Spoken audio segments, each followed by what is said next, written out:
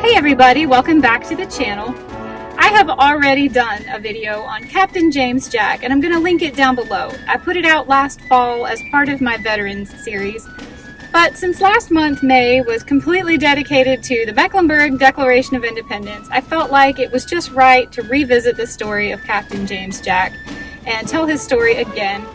I don't want to completely redo a video that I've already done, and my video last fall was pretty thorough. So if you want to watch it, I will link it down below. But in today's video, just because it felt right to tell his story again, what I'm going to do is read you a chapter out of a book that I bought recently called One Day Revolution. The book is by Laura Alexander Elliott and Sarah Sue Hardinger. You can purchase your own copy of the book if you want to on Amazon, and I'm going to put that link down below also.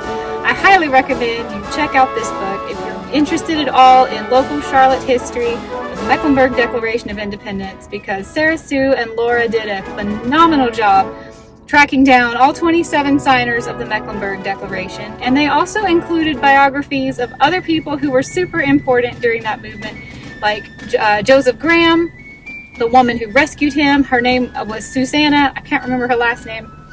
Captain James Jack is in there, one of the men who signed the Mecklenburg Declaration of Independence but later got outcasted from society. He has a biography in there. It's a fantastic book, a great resource, and I highly recommend you go check it out. Again, I'll put the link to purchase that book on Amazon if you'd like to. But we are at Elizabeth Park, and I want to go share with you the gorgeous statue that was created by Chaz Fagan. And I'm going to read you a chapter out of One Day Revolution. All credit for this content goes to Sarah Sue Hardinger and Laura Alexander Elliott. And then I'm going to finish this video by explaining in detail the differences between Captain James Jack and Paul Revere. I'll be honest, I drove past this statue for years when I didn't really understand Charlotte's history quite as well as I do today. And I just made the assumption, and I'm embarrassed to admit it, but I just assumed it was a statue of Paul Revere. So today we're going to also talk about the differences between Captain James Jack and Paul Revere. I hope you enjoy this video. And if you want to know more about James Jack that isn't from this video, I will link my other one from last fall down below. Let's go look at a beautiful statue and hear a really great story.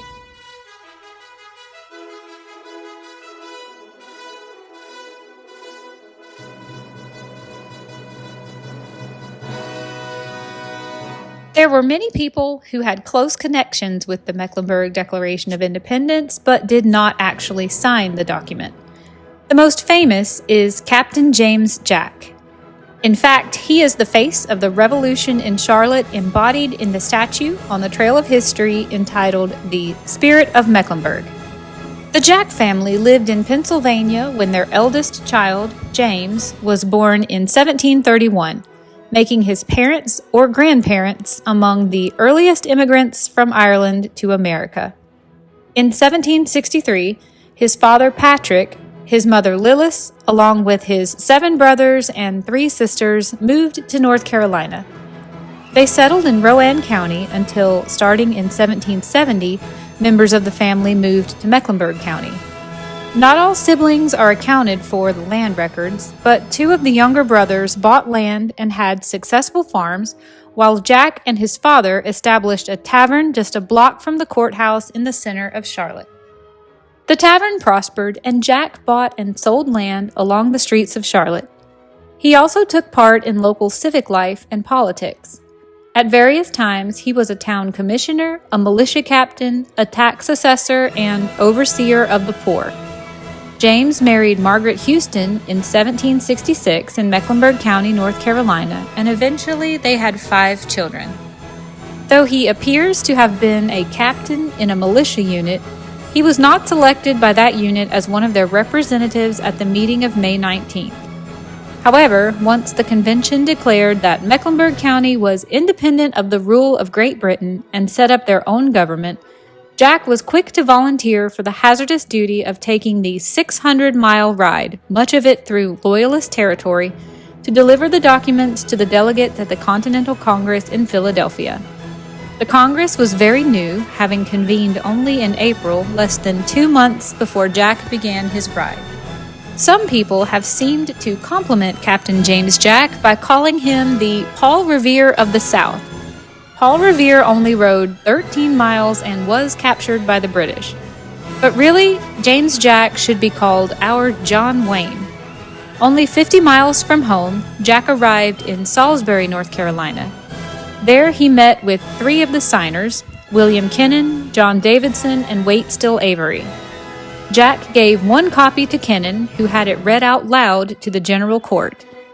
Davidson and Avery came to see Jack at his lodging to tell him there was wide support for the action in Mecklenburg, with the exception of 1 loyal official who might cause trouble for Jack. In fact, it was 2 loyalist lawyers who threatened to have Jack arrested for high treason, which carried a death sentence. When these men accosted Jack, he drew his pistols and threatened to shoot the first man who dared to interrupt him. The 2 men were then arrested and taken to Mecklenburg County, where they were tried and found to violate the first resolve and were confined for the remainder of the Revolution. If he had not fully realized his danger before, this incident brought home how perilous this express ride could be for this 44-year-old father of 4. Express did not necessarily mean speed. The messenger was sent for an expressed or specific purpose, usually to deliver a letter. It was expensive to hire an express rider, so a letter sent this way was usually urgent, hence the association with speed. The famous Pony Express that ran from 1860 to 1861 carried both meanings, though leaned to the side of speed and transported not 1 letter but dozens. British Governor Josiah Martin had been made aware of the activities of the leaders of Mecklenburg County, who had most traitorously declaring the entire dissolution of the laws, government, and constitution of this country, meaning North Carolina, sent the offending documents by express to the Congress in Philadelphia. News of this had spread to loyalists along his route. Jack wisely stayed out of the limelight for the rest of his journey north and back home. Jack covered 600 miles in about 3 weeks, or an average of 30 miles each day. A horse moving on a trail or rough road made about 3 miles per hour, meaning Jack was in the saddle at least 10 hours every day. The time is established by taking into account that he is presumed to have carried both the Declaration and a copy of the Resolves, or the new laws for the county. Those laws were published on May 30th, so he probably did not leave until May 31st at the earliest. The son of the signer William Graham recalled in his affidavit in the 1830s that his father had run into Jack in Philadelphia on June 23, 1775, a date his father remembered since it was the same day General Washington had left to take charge of the Continental Army. So Jack was roaming about Philadelphia by June 23rd. Jack's reception by the North Carolina delegates to Congress was less than cordial. When he presented copies, probably 4 copies, 1 for each delegate and 1 for the Secretary of Congress, the 3 men, Caswell, Hughes, and Hooper, thanked him for his effort and complimented the leaders of Mecklenburg, but said that any talk of independence was premature. Congress was preparing an olive branch petition, a plea to King George III to put things back as they were before Parliament started issuing the many acts curtailing the colonists' rights as Englishmen. Even talk of independence might interfere with this approach. When those delegates told Jack that they did not think Congress was ready to act upon absolute independence, his reply was, "Gentlemen, you may debate here about reconciliation and memorialize your king. But bear in mind, Mecklenburg owes no allegiance to and is separated from the crown of Great Britain forever."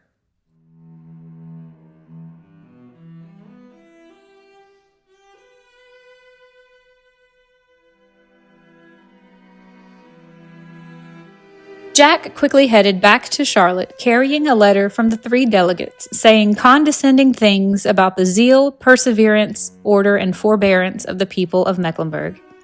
Near the end of his long trip, Jack went through Salem, North Carolina, now known as Old Salem, where on July 7th, the meticulous Moravian pastor Johann Michael Graf made note in his diary of a man who had ridden express to the Congress in Philadelphia and was now returning, bringing a circular to a member of his community. Jack returned to his tavern and his role in the militia. He was of sufficient note in 1778 to be given the responsibility of co-administrator of the substantial estate of Samuel Wilson. Here his story diverges depending on the source. We know that the tavern was destroyed by Cornwallis during his brief occupation of Charlotte in 1780.